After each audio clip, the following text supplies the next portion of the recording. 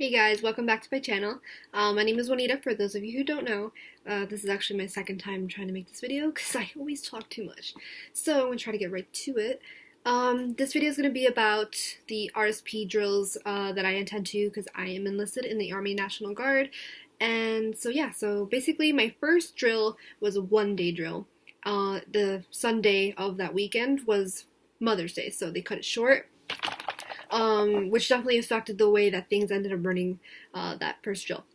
Basically, it was pouring rain, and when I say pouring rain, we were just absolutely drenched for the time that we were outside.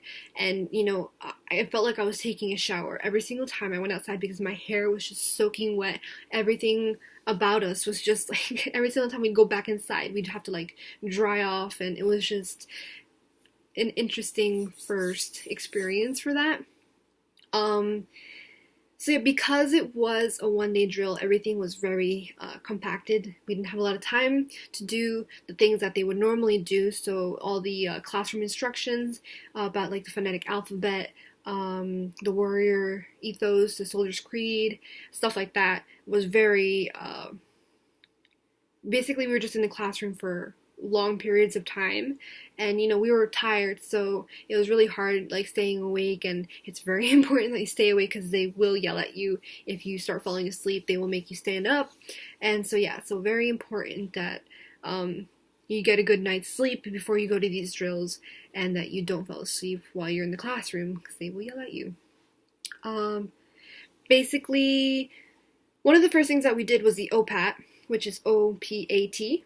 And if you don't know what this consists of, it consists of a long jump, a deadlift, a seated throw with your back against the wall, or your shoulders pretty much, and you have to throw a medicine ball, and a pacer test. And I don't know if you guys are familiar with this, but I know that in my high school we used to have this, and it's the beep test, where the sound system will make a beep and you have to make it to the other side. I don't know how long it was in high school, but for the Army it is 20 meters, and you have to make it to the other side before the sound system beeps again. And then you basically keep going, and the beeps get closer and closer, so yeah, that means you have to run faster to the other side. They had us reach for level 6 shuttle 2, which is, they say it's about 5 minutes and 45 seconds of running, and it doesn't sound like a lot, but it's actually pretty intense because you are getting progressively faster, and you start getting tired, and it gets harder. So definitely practice your sprints to prepare for this test. And in my opinion, like the rest of it, like the deadlifts and everything like that, like I found it personally to be easy. What did they need, like the requirement? I think it was like 150 or 160. Is it centimeters or inches? I'm gonna sound dumb, but I forget what it is for the long jump, if it's centimeters or inches. And then probably centimeters. And what is it that they need for the throw? I forget. I'm not gonna waste time with that anyway. Basically, just try to prepare as much as you can for that. They have a whole bunch of stuff online where it breaks it down even better than what I just did. The running test is the one that really gets most people, so practice the running. That was the OPAT test. I unfortunately did not pass the running test the first time, so that meant I had to prepare for it the next drill. Yeah, like I said before, we were basically in class all day. The first drill was the day that we were also given all of our uniforms, the PT uniforms, the ACUs, which is like the combat uniform that you would see, that you're used to seeing, the boots, everything like that. We were given this soldier's blue book, and this will become like your army Bible, and it's very important that you study from this thing. They will quiz you, so definitely do pay attention to everything that's in here. What else? And we, get our duffel bag and stuff like that. And what else happened the first day? We were given MREs, which, if you don't know what it stands for, it's meals ready to eat, the first day, and I didn't eat mine until I got home, just because, like, I wanted to, I saw videos before, and I wanted to, like, actually prepare it the way it's supposed to be, see how it is. And I also I'm gonna make a separate video. This is from my second drill. I didn't eat it. I saved it for you guys. I was starving, but I saved it so I can make a video for you guys. So that'll be another video. There is actually pretty good. Not even gonna lie. I don't know how all of them are, but the first one that I tried was pretty good. And that's pretty much it for the first day drill. I'm trying to move along kind of quick, so sorry if I'm speaking fast. My second drill was a 2-day one, so I actually was staying for this one. Now, unfortunately, I had received my welcome packet when I was in Colombia, and so I obviously was not gonna like just like go exploring and seeing everything about it. So I'm like, I'll leave that for when I get back to the U.S. And unfortunately, when I opened it up again, my email, I don't know what happened, if it got corrupted, and everything was just encrypted, and I couldn't open any of the documents that were sent to me. So unfortunately, I did not have a welcome, a packing list. And I asked a couple of my friends, I'm like, what do I need to bring and stuff like that. And I thought I had everything, but because I didn't know what was issued, what you need to bring. So unfortunately, when I got to drill, I was looking at everyone's duffel bags, and they were all like really full, and I was just like, mine does not look like that. Like, I only had some clothes, like pajamas to sleep in, and both my uniforms. I think that's like all I brought.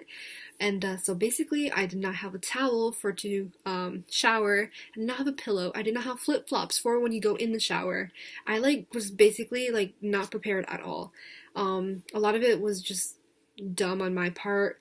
Like, I don't know why I thought like they would give you pillows or like a towel. I don't know. It was just me being silly, but it is what it is. I had to deal with that.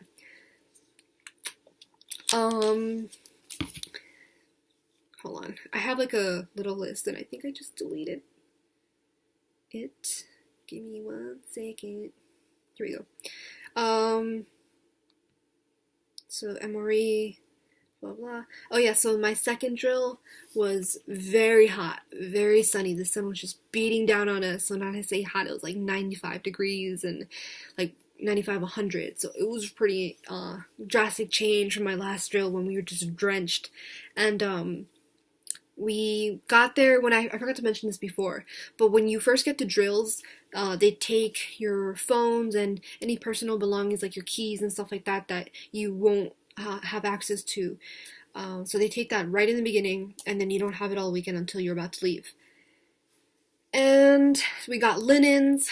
We went to the barracks, and we had an open bay barracks, so they had the bunk beds on each side of this open hall, and all these girls in there who were just loud and obnoxious, but I'll get more into that later. Oh yeah, so basically, this is where they start taking care of the business that was not finished either at the last drill or whatever it is. So like if you didn't pass your OPAT, then you have to retake it. I don't know if I said this before, but unfortunately, if you do not pass one part of the OPAT, you do have to retake the whole entire thing. So like I said, I didn't pass my running portion of the OPAT, and I had to do everything over again. I was very scared because, like I said, I was in Colombia and I was eating a lot and I wasn't exercising or anything like that. I was there for like 17 days, and when I got back, I didn't really do much either. So I was so worried that I wasn't going to pass my test, but I don't know what it is, if this is just me, but running indoors is a lot harder than running outdoors. Like indoor tracks and stuff like that. Like, I don't know if that's just me, but I ended up passing it the second time around, and I think that like set my mood for the rest of the weekend. I was like really happy about that. I was so stoked, and I kind of just like looked at everything like I was like, yeah. And I don't know. So that was really good.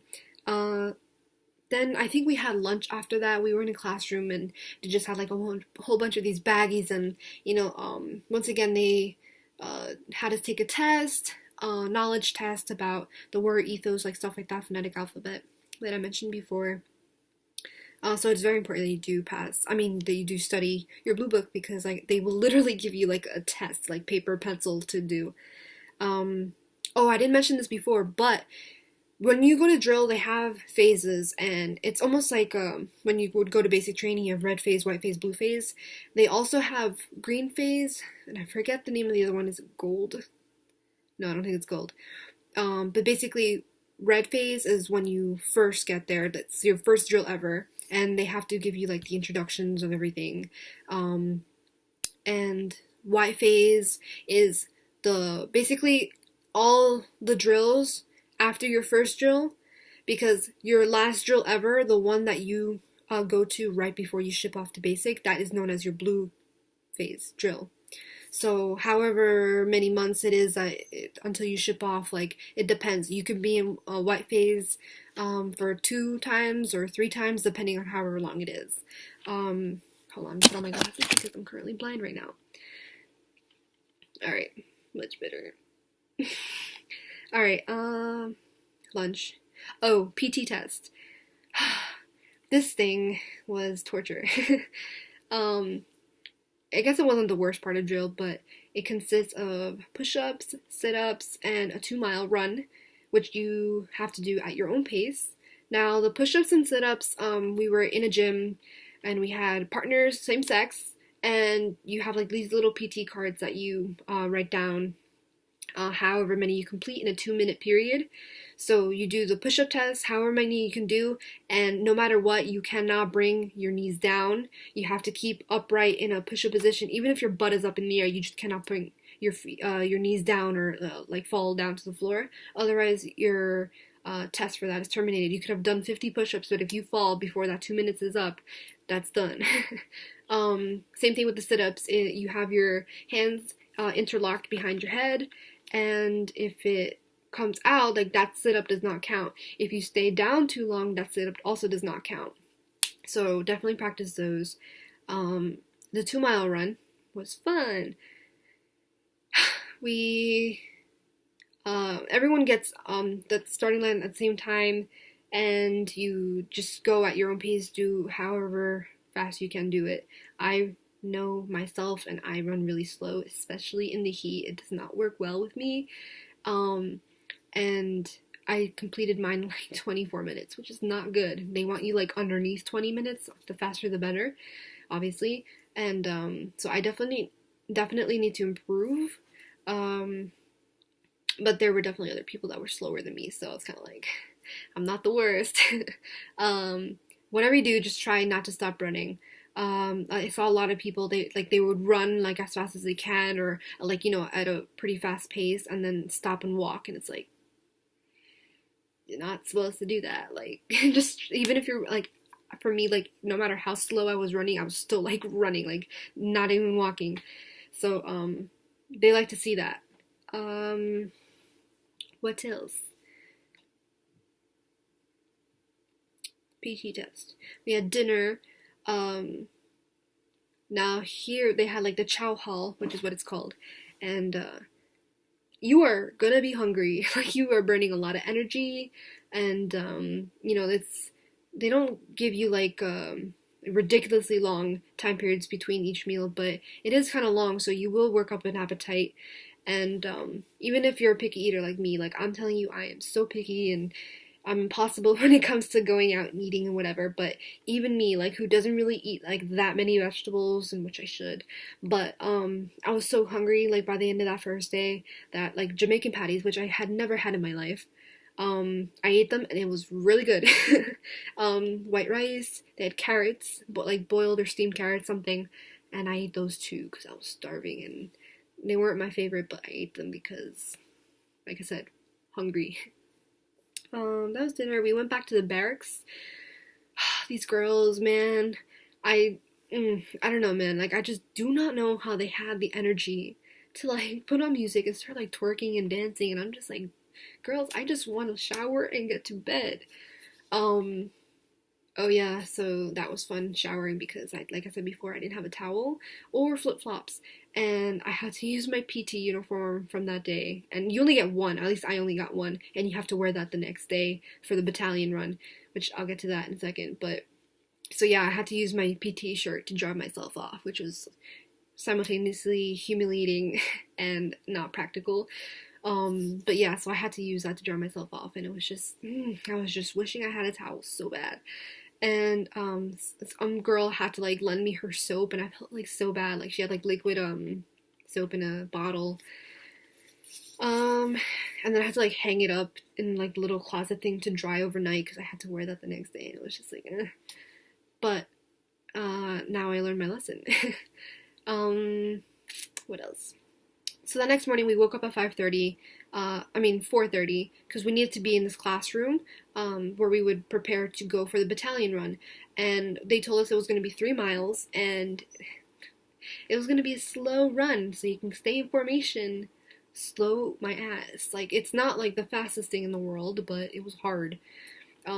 Because not only are you not running at your own pace, you're running with everyone, but they have like these army songs and stuff that they like to sing and to try to keep up the energy and the morale and everything like that. And it's so hard to keep your breathing and like, trying to focus on running and everything like that when like you're singing these army songs. So like that was really hard. I think it like an added obstacle there. I probably made it till about like the 2.5 mile mark when I fell out of formation, unfortunately. I just got like a cramp from like not breathing properly, and I just couldn't continue like where I was in formation. But I give myself props for staying in that long, because I didn't think I would stay in that long. But unfortunately I did. I was like one of the last people to finish. Just embarrassing. And the captain took down, or like asked for my name along with the other people. And that's not really like to punish you, it's just because I'm pretty sure he's going to be keeping tabs to see if the next time I do better. So, what was that? I didn't mention this before, not that it's really that important, but it was kind of hard sleeping that night, probably because I didn't have a pillow. I was using like a makeshift sweater like wrapped up, and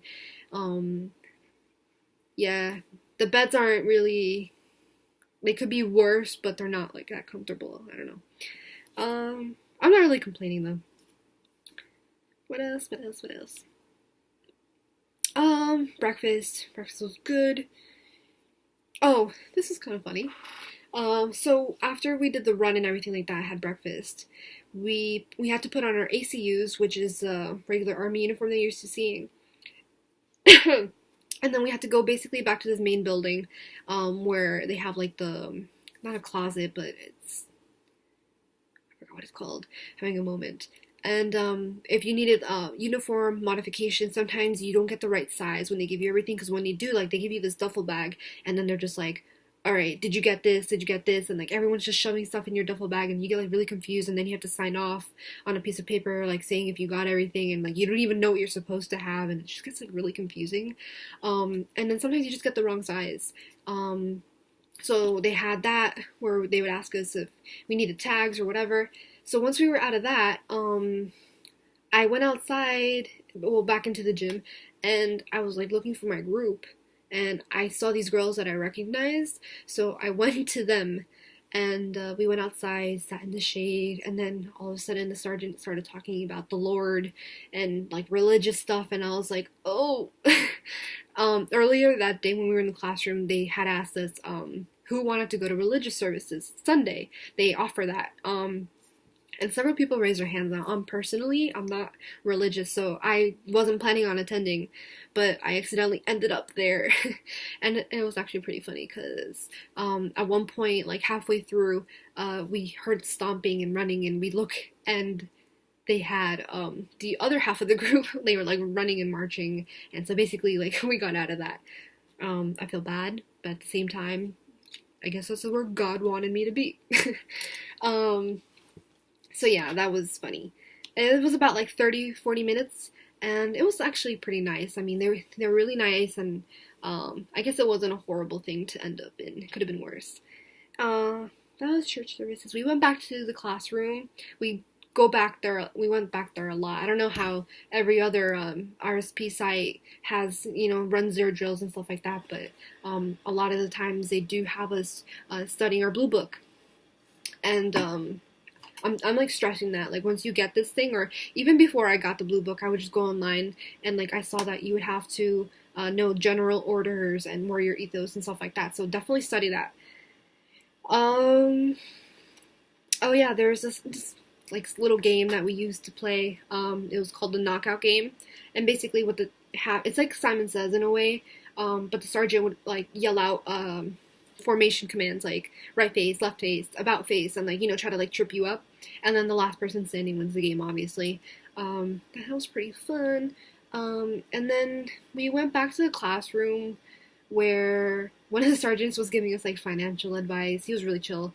Well, in a sense of like he was really being helpful and just wanted like the best for us. And he did like assert his authority. Like when you speak to a sergeant, or pretty much anyone higher in authority, you have to stand up and stand at parade rest with your hands behind your back and address them and everything like that. And so yeah. I'm gonna make I mentioned this before I think, but I'm gonna make a separate video for the MREs and the uniforms.